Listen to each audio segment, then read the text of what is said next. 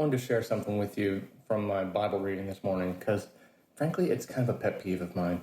I'm in Romans 8 here. And there's a word that's in verses 15 and 23 that the Greek word is like huiothesian or something like that. I don't speak Greek, but it's roughly huiothesian.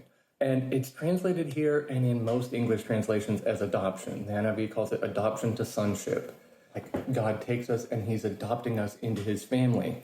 And to be fair, adoption is about the best word we've got. But this is a thing that has bothered me for years. It never used to bother me until I read an old pastor from like a couple hundred years ago named George MacDonald. And he brought out the idea, it's like children who are adopted, either they already knew or sooner or later they come to question. It's like, well, then who are my real parents? What's my real family? Where did I come from? Why didn't they want me? There's all this stuff that comes along with someone being adopted, because adoption is coming from one family to another family. That's not really what this is. That's not what we are with God.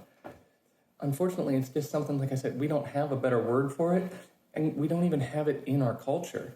But there's stuff like in the story of the prodigal son, that when he gets the money and goes off on his own, legally speaking, he's no longer a son.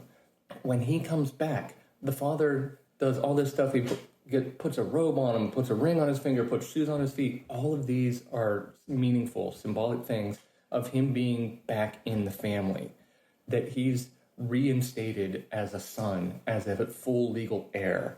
That is what's going on with us, with God. That son never quit being the son of his father.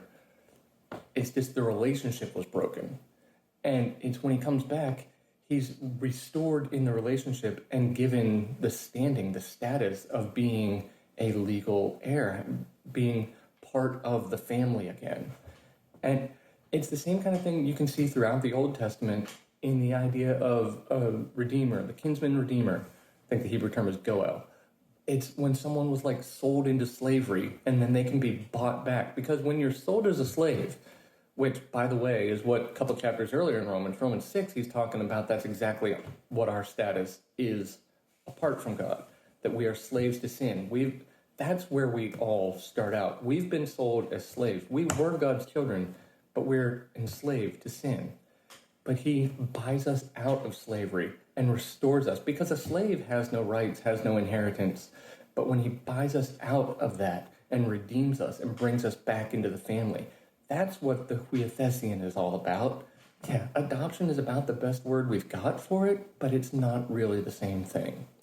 And so let me know your thoughts. Like, does that make sense? Or do you think I'm totally off base? Like, adoption just doesn't feel better. If anybody knows a better word than adoption, please share it, because this has bugged me for years. And let me know what you think.